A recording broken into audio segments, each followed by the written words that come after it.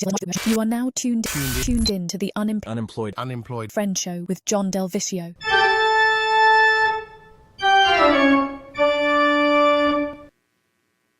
Hello and welcome to a very scary episode of the Unemployed Friend Show. I'm John, I'm currently unemployed, and this is how I'm choosing to spend my time. Aside from this being a very scary episode, it's gonna operate the usual way. We're gonna hit most of the segments, but the majority of them will have a fun little Halloween style twist to them. So let's get into it. Let's start this episode the way we start every episode, with a little bit of Monday motivation. I actually took it upon myself to do a little pre-show research on some good scary quotes. And this one that I found is perfect. It comes to us from the great Gary Busey, the guy with the teeth. He played Gary Busey on Entourage. And the thing about Gary is he's the kind of crazy that borders on profound. Every once in a while, if you're listening to a crazy guy, they'll drop a gem. And this is one of those gems that fell out of his pocket. It goes like this. You know what fear stands for? It stands for false expectations appearing real.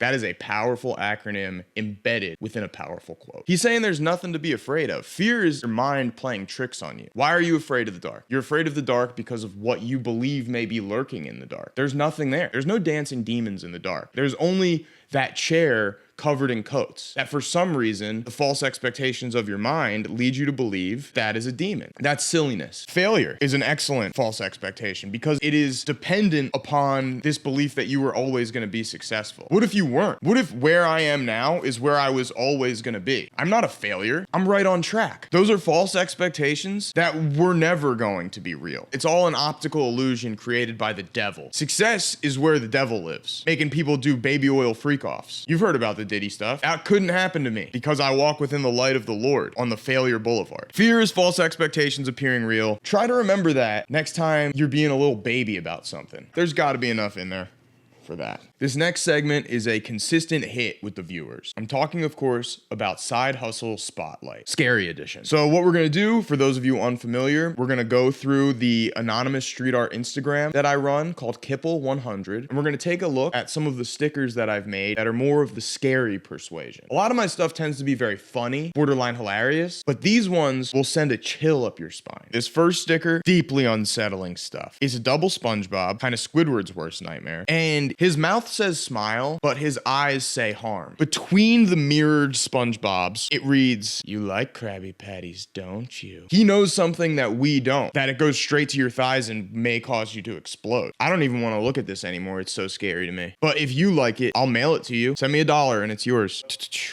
This next one is kind of a double dose of Nickelodeon style scary. It is the big freak baby from the Rugrats episode where they go to the family reunion. Something about that little monster always horrified me. Now, I know that you're not supposed to say things like this out loud, but if that was my kid, I would leave it in a hot car. Some people may say there are no such things as monsters, and I beg to differ. Have you seen this cartoon baby? Pretty scary stuff. This one is kind of what I imagine the villagers thought Shrek would be when they just heard that there was a beastly ogre in the woods who will use your eyeballs to make jam on toast. I, like the villagers, would likely grab my torch and pitchfork. I gotta do damage. There's a beast in the woods and he's stealing all our women. Maybe. Who's to say what he does? So I took Shrek, this lovable ogre, and I made him more of the monster that the legends presented him as. And after doing that, it became so incredibly clear to me that he would no longer be named Shrek. He would be named Shriek because of the noises that people would make upon seeing him. If you had a big baby, like from the last sticker, you could leave him for a nice tasty treat for Shriek. Another thing that's so scary about Shriek is the additional eyes that have been placed upon his cheekbones. I don't like that at all. I don't like when things have too many eyes, like spiders, or when they have not enough eyes, like Dan Crenshaw. I know this one is good because my friend Mecky, his stalker, told me to delete it with a heart at the end. So this isn't just scary to regular people. This is scary to even scary people. Let's find one more.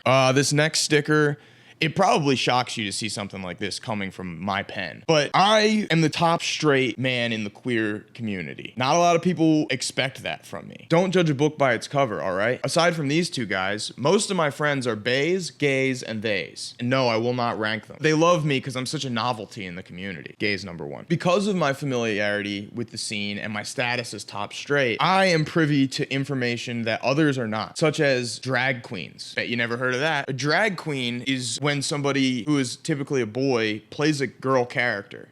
And it's hilarious. So I found out about this concept and I was like, oh, I wonder if anybody's done a drag queen Dracula pun. It seemed like it was right there.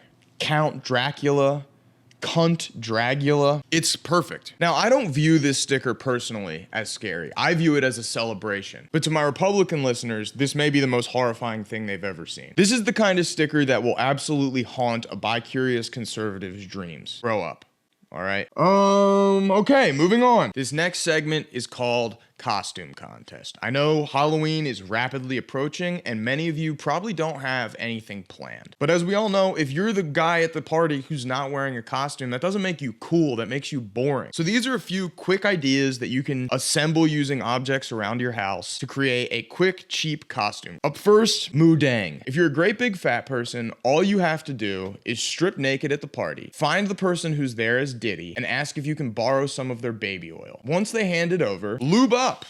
And then if anybody asks why you're naked and wet, just tell them I'm Moodang. Perfect costume. Another simple, easy costume that I think is gonna absolutely dominate this year is Brat Green. Really simple idea here. Basically, you get Charlie from Always Sunny's Green Man suit, and then you just write Brat on it. If you're a man and you do this, the ladies are gonna love it. Take it from me, top straight in the gay community. This next one, it's Hawk Tuna, like the Hawk Tua girl, but it's like a mythical beast that's part hawk and part tuna fish. You have total creative control over this. Do with it what you will. Just something to consider. This last costume, super simple, super easy, super classic. It is the banana suit that I wore in episode 5. There's nothing wrong with it. It's just taking up a lot of closet space and I really don't see myself wearing it again. Just make me an offer and it's yours. Okay, those are the costumes.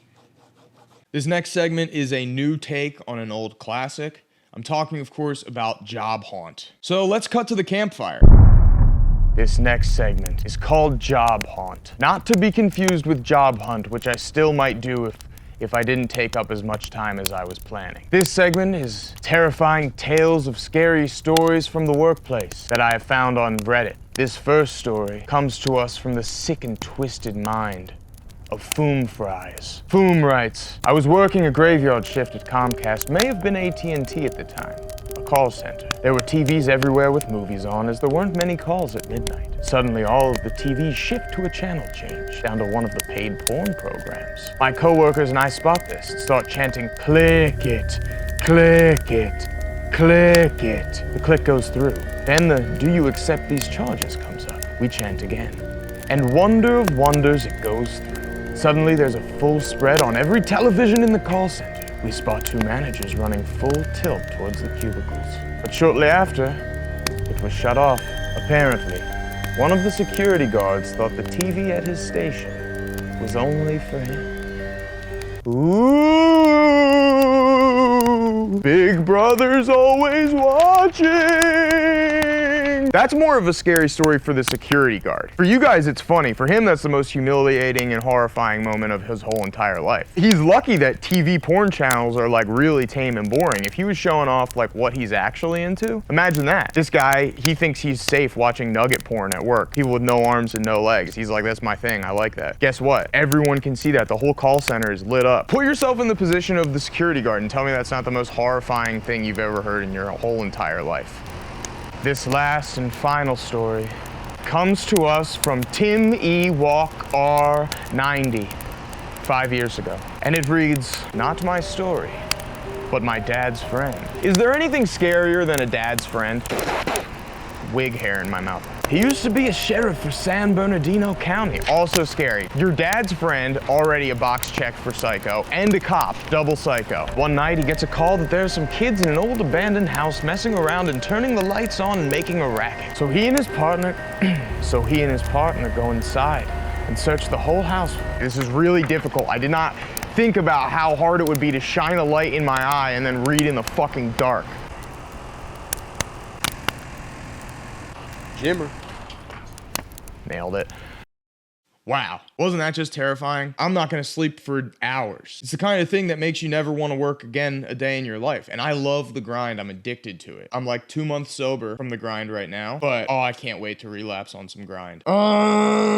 This next segment, what's news? I didn't have to change anything because the news is always scary, folks. Let's just jump right into it. This first news story comes to us from the Wall Street Journal, and it says the sandwich generation is stressed out, low on money, and short on time. Who the fuck is the sandwich generation? Is that Gen Alpha? I have been calling Gen Alpha the Gump generation because they're Gen A. Get it? Gen A.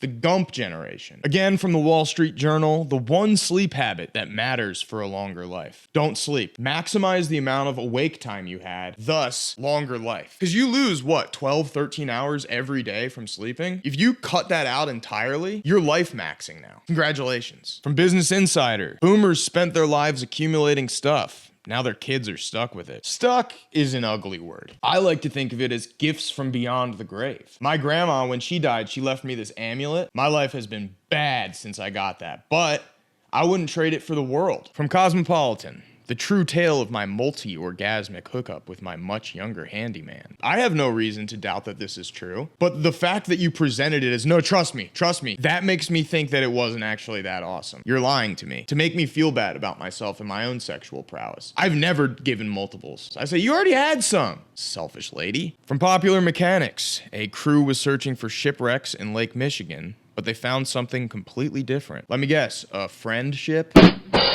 Okay, that's plenty of that. All right, this next segment is actually sponsored by the state of California. It is called Tricks for Treats. I used my food stamps to buy a big box of candy, and then I went to Venice with Gru, and anybody that did a cool trick got a sweet treat. So please enjoy this state-sponsored segment, Tricks for Treats. Hey, I'm John from the Unemployed Friend Show, and I'm here at Venice Beach recording a segment called Tricks for Treats. Let's rock. Happy Halloween! It's Acro Terp, skate name freestyle. Do a trick, get a treat. Could be anything. Just do something sick. Does dog know any tricks? Sit counts. Never mind. Cause I'm gonna kill your ass. That's real. You could do a hop, skip, and a fucking jump. I don't give a shit. Oh. Yo, absolutely a trip. Yeah. Thank you. Oh, sick. You earned it. Nah, not the whole box. Yeah, hell yeah. He dances with the fucking music.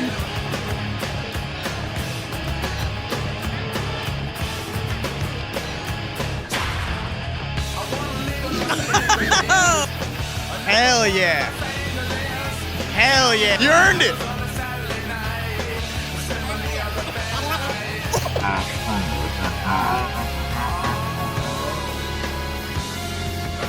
Oh yeah, that's all I got. I don't know.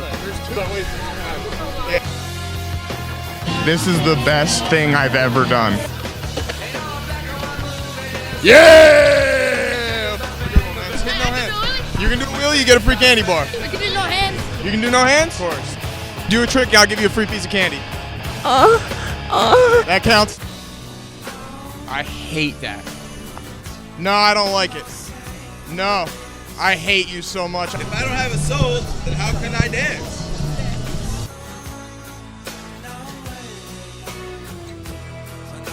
That was a trick. Thanks, man. Of course, brother. Sorry for hating so hard. Had to do it. Let me see your trick. Oh! It's about to get weird, Morty. Yeah. Tony Hawk and I have a 38-year-old son. What? The Filipino did handstands. Tony had really long hair at one point. Gator is getting out. Gator the skater, he murdered a girl. Yeah. Chopped her up, put her in a body bag, and buried her.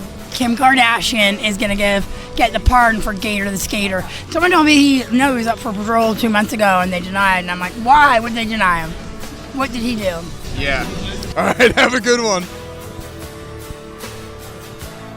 I told you it was about to get weird, Morty. Excellent. Excellent. Wasn't that fun? So cool. So much cool stuff. Thank you so much, Gavin Newsom, for making such a segment possible via my food stamps. I think that's it. I think that's everything that I had planned for today. I hope you liked it. Please like, share, subscribe, all that good stuff, and have a happy Halloween. I'll see you in the next episode. Thank you. Love you. Bye. Thank you for watching the Unemployed Friend Show. Please like and subscribe down below. Early in the morning, rising to the street, light me up that cigarette and I'll shine shoes on my feet. I got to find a reason things went wrong. Oh, I gotta find a reason why all my money's always gone. Where'd it go? I got a Dalmatian. What you do? I still get high. What you do? I can play the guitar like a motherfucking right.